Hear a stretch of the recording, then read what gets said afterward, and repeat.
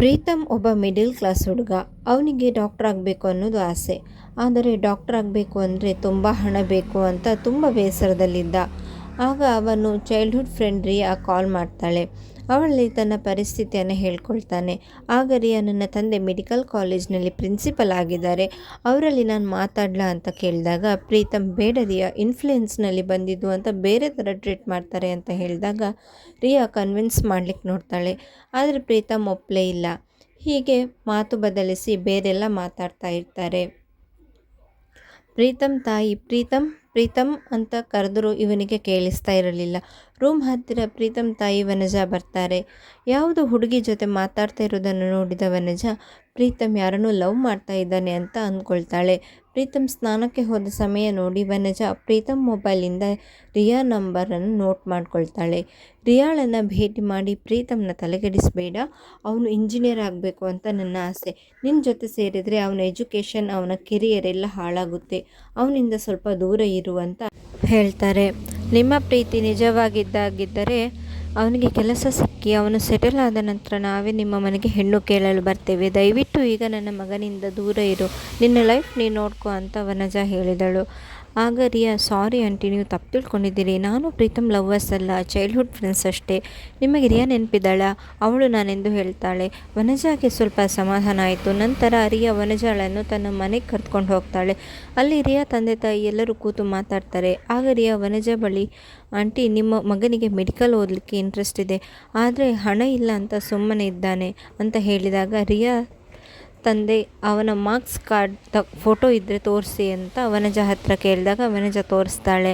ನಂತರ ರಿಯಾ ತಂದೆ ಪ್ರಕಾಶ್, ಇವನಿಗೆ ನಮ್ಮ ಕಾಲೇಜ್ನಲ್ಲಿ ನಾನು ಸೀಟ್ ಕೊಡಿಸ್ತೀನಿ, ಹಣದ ಬಗ್ಗೆ ತುಂಬ ಯೋಚನೆ ಮಾಡಬೇಡಿ, ಇದ್ದಾಗ ಸ್ವಲ್ಪ ಸ್ವಲ್ಪ ಕಟ್ಟಿದರೆ ಸಾಕು, ಮ್ಯಾನೇಜ್ಮೆಂಟಿಗೆ ನಾನು ಆನ್ಸರ್ ಮಾಡ್ತೀನಿ ಎಂದು ಹೇಳ್ತಾರೆ. ವನಜಾಗೆ ಏನು ಹೇಳಬೇಕು ಅಂತ ತಿಳಿಯಲಿಲ್ಲ. ಅವಳು, ನಾನು ಯಜಮಾನರಲ್ಲಿ ಮಾತಾಡಿ ಮತ್ತೆ ತಿಳಿಸುತ್ತೇನೆ ಎಂದು ಹೇಳಿ ಹೊರಟಳು.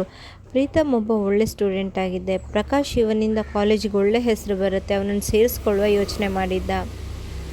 ಪ್ರೀತಮ್ ಹತ್ರ ವನಜಾ, ಯಾಕೆ ಈ ವಿಷಯ ನಮ್ಮಲ್ಲಿ ಹೇಳಿಲ್ಲ ಎಂದು ಕೇಳಿದಾಗ, ನಾನು ಮೆಡಿಕಲ್ ಓದಬೇಕು ಅಂದರೆ ನಿಮಗೆ ಕಷ್ಟ ಆಗಬಹುದು ಅಂತ ನಾನು ಹೇಳಲಿಲ್ಲಮ್ಮ ಅಂದಾಗ ವನಜಾ, ನಾನು ಈಗ ರಿಯಾ ಮನೆಗೆ ಹೋಗಿದ್ದೆ, ಎಲ್ಲ ವಿಷಯ ಅಲ್ಲಿ ತಿಳ್ಕೊಂಡೆ, ಅವಳ ತಂದೆ ಸಹಾಯ ಮಾಡ್ತೀನಿ ಅಂದಿದ್ದಾರೆ ಅಂದಾಗ ಪ್ರೀತಮ್ ಏನು ಹೇಳಿದೆ ಸುಮ್ಮನಾಗ್ತಾನೆ. ನಂತರ ಪ್ರೀತಮ್ ತಂದೆ ಜಗನ್ನಾಥ್ ಕೂಡ ಇದಕ್ಕೆ ಒಪ್ಪಿಗೆ ಕೊಟ್ಟರು.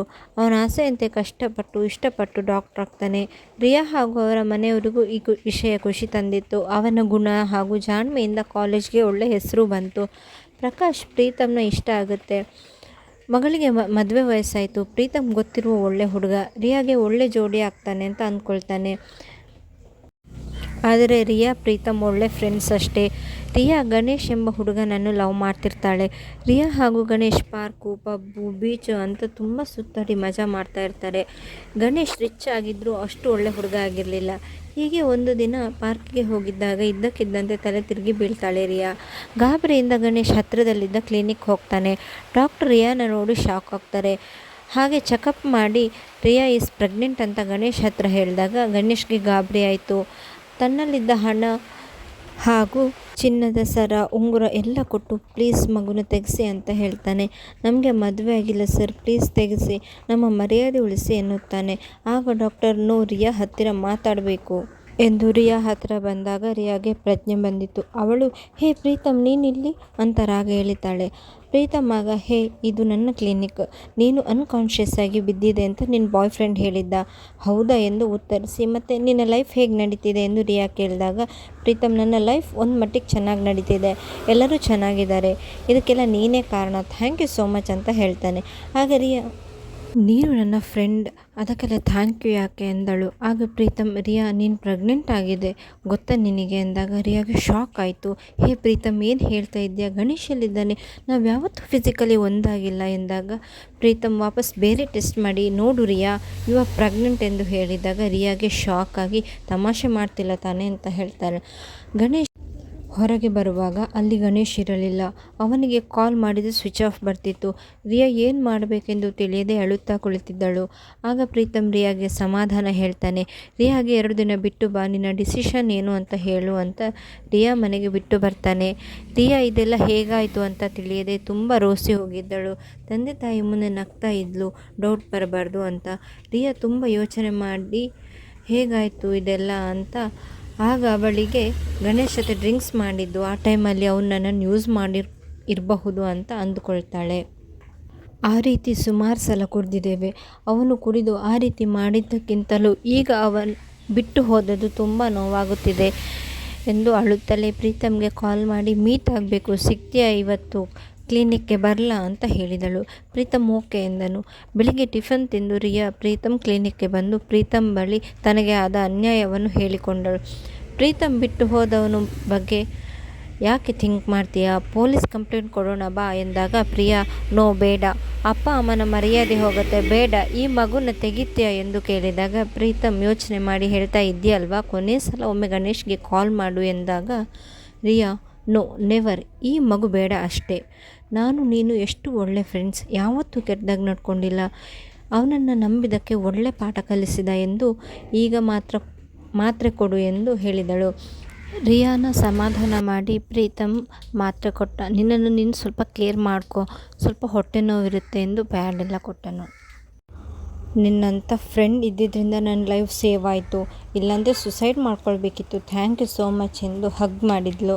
ಪ್ರೀತಮ್ ನಿನ್ನ ಹೆಲ್ಪ್ ಮುಂದೆ ಇದೆಲ್ಲ ಏನು ದೊಡ್ಡದಲ್ಲ ಎಂದು ರಿಯಾನ ಮನೆಗೆ ಕಳಿಸಿದನು. ಹೀಗೆ ಪ್ರೀತಮ್ ತುಂಬ ಕೇರ್ ಮಾಡ್ತಾ ಇದ್ದ. ಸ್ವಲ್ಪ ದಿನ ಕಳೆದು ರಿಯಾ ತಂದೆ ಪ್ರಕಾಶ್ ಪ್ರೀತಮ್ನ ತಂದೆ ಬಳಿ ಬಂದು ಪ್ರೀತಮ್ ಜೊತೆ ರಿಯಾ ಮದುವೆ ಮಾಡುವ ವಿಷಯ ಮಾತಾಡಿದರು. ಪ್ರೀತಮ್ ಹಾಗೂ ರಿಯಾನ ಸಪ್ರೇಟಾಗಿ ಮಾತಾಡಲು ಕೂಡ ಬಿಡ್ತಾರೆ. ಆಗ ರಿಯಾ ನೋಡು ಪ್ರೀತಮ್, ನೀನು ನನ್ನ ಬೆಸ್ಟ್ ಫ್ರೆಂಡ್, ನೀನು ಒಳ್ಳೆ ಹುಡುಗ, ನಿನಗೆ ಒಳ್ಳೆ ಹುಡುಗಿನೇ ಸಿಗಬೇಕು. ನಿನ್ನನ್ನು ಮದುವೆ ಆಗುವ ಯೋಗ್ಯತೆ ನನಗಿಲ್ಲ. ನನಗೆ ನನ್ನ ಬಗ್ಗೆ ನಾಚಿಕೆ ಆಗುತ್ತೆ, ಅದಕ್ಕೋಸ್ಕರ ಹೇಳ್ತಿದ್ದೀನಿ. ನಾನು ಪ್ರೆಗ್ನೆಂಟ್ ಆಗಿದ್ದು ನನಗೂ ನಿನಗೂ ಗೊತ್ತು.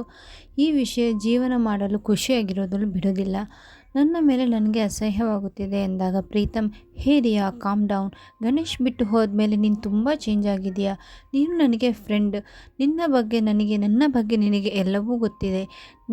ನೀನು ಗಣೇಶ್ ಜೊತೆ ಮಲಗಿಲ್ಲ ಅಲ್ವಾ, ಅವನೊಬ್ಬ ಮೋಸಗಾರ, ಬಿಡು, ಅವನಿಂದ ನಿನ್ನ ಲೈಫ್ ನೀನ್ಯಾಕೆ ಹಾಳು ಮಾಡ್ಕೊಳ್ತೀಯ, ಅವನು ಇನ್ನೊಬ್ಬರ ಜೊತೆ ಖುಷಿಯಾಗಿರ್ತಾನೆ, ಹಾಗಿರುವಾಗ ನೀನು ಚೆನ್ನಾಗಿ ಬದುಕಿ ತೋರಿಸು ಎಂದಾಗ ಪ್ರಿಯಾ ಸಮಾಧಾನದಿಂದ ಪ್ರೀತಮ್ನ ಹಗ್ ಮಾಡಿದ್ಲು. ಹಾಗಿದ್ದರೂ ಅವರಿಗೆ ಯಾವ ಪ್ರೀತಿಯೂ ಇರಲಿಲ್ಲ. ಮನೆಯವರು ಮಾತುಕತೆ ನಡೆಸಿದ ನಂತರ ಇಬ್ಬರೂ ನಮಗೆ ಸ್ವಲ್ಪ ಟೈಮ್ ಬೇಕು ಎಂದರು. ಹಾಗೆ ಆಗಲಿ ಎಂದು ಹಿರಿಯರು ತಿಳಿಸಿದರು. ಹೀಗೆ ರಿಯಾಗೆ ಪ್ರೀತಮ್ ನಡವಳಿಕೆ ಇಷ್ಟ ಆಯಿತು. ಅವನ ಮೇಲೆ ಪ್ರೀತಿ ಆಯಿತು. ಅವಳು ದಿನ ಕ್ಲಿನಿಕ್ಗೆ ಬರಲು ಶುರು ಮಾಡಿದಳು.